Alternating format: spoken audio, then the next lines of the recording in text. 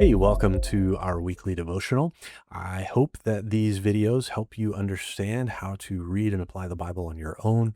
And the ultimate goal would be that after watching these videos for a time, you will be able to read and apply scripture on your own. And so you don't really need to watch these videos. Today, we're going to do a devotional on Proverbs chapter 30. And these verses that we're going to look at today are what are called numerical proverbs. And there's nothing, super secret about numbers or anything like that going on here. But they refer to two or three or four things. And so they're called numerical proverbs for that reason. And so let's go ahead and look in Proverbs chapter 30 at a couple examples of numerical proverbs. Proverbs 30, verse 7 reads, God, I beg two favors from you. Let me have them before I die. So two things. First, help me to never tell a lie. Second, give me neither poverty nor riches. Give me just enough to satisfy my needs. So poverty, never poverty or riches, and to never tell a lie. And why? So verse 9, for if I grow rich, I may deny you and say, who is the Lord? And if I am too poor, I may steal and thus insult God's holy name. And so in this instance, we're shown two things. Remember, give me two things before I die. Two things that should guide a person's life. And so one, we help us, God help us to not lie. One of the 10 commandments, thou shalt not lie. Okay. And then the second is give me neither poverty or obscene riches, right? Like neither extreme poverty or obscene riches, because when we get into those two areas, we might be driven to do something to deny the Lord. And so, gosh, that reminds me of an old pastor story where, you may have heard this before, but the story goes, there's a man who comes to the pastor and he says, I was faithful for a long time in giving 10% of my income. And it was really easy back when I didn't make a whole lot of money because, I'd look at my tithe and it wasn't a ton of money. But now that I make a whole lot of money, that's a pretty huge sum of money. When I think of 10% given to the Lord, that's a big chunk of money. And I don't know that I can do that. Will you pray for me? So the pastor turns and prays, Lord, please restore this man's original income to him so that he can be comfortable in giving you your tithe again. Much to the dismay of the guy who's asking for prayer. And so that story kind of illustrates this point that when we have too much, when we have more and more and more, we as human beings, I'm not saying you specifically, I'm saying people in general tend to say, I don't really need God. And it's interesting to me that, if Proverbs are collected by Solomon lived around 1000 BC, man, so these are 3000 years ago that people noticed the same thing. And so that makes a huge impact on me that, okay, even though I think in my mind, man, it would be great to just, have hundreds of millions of dollars and all this thing because I could do so much.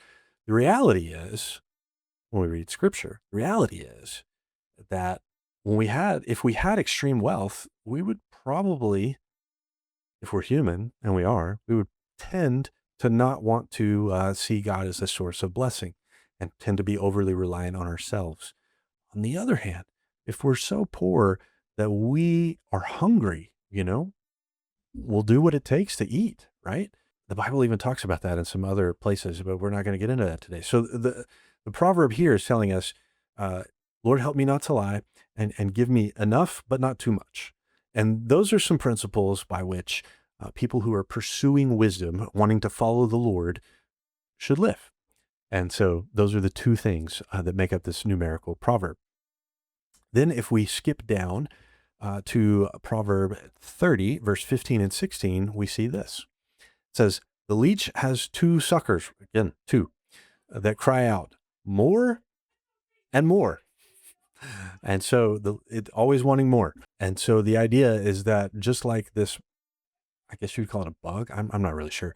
Just like a leech, some people are going to want more, more, more, more, more. They can never be filled, right?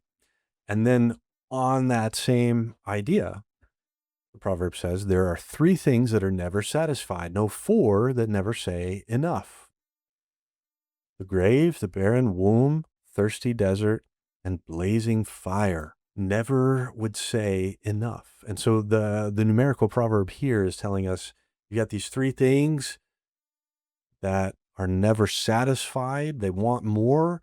And then a fourth one that kind of even goes beyond that. It would never even say enough. It just wants to go full blaze all the time, like a wildfire. And so we're to watch out for these kinds of things in our life that are never satisfied. Those desires that we might have, we're to beware of these things that would never be satisfied, and the tendencies in our life to not be satisfied goes kind of along with the idea of not of Lord, help me to have a life where I don't have too little and I don't have too much.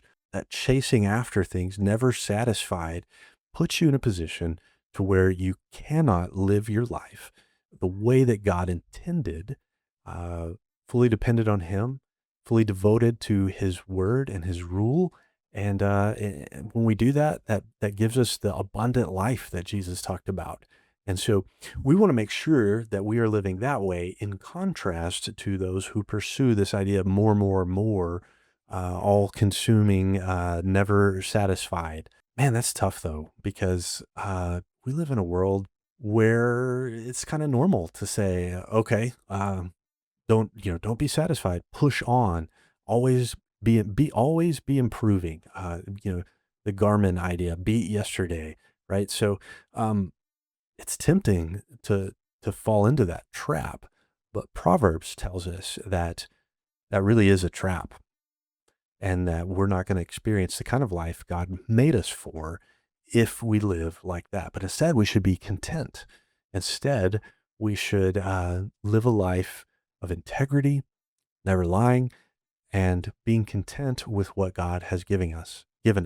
So we're never going to be trying to steal for food, and we're never going to be trying to amass wealth so much that we're trying to be our own source of blessing. And so I hope that those things are helpful for you. I would love to talk to you more about Proverbs or really about anything.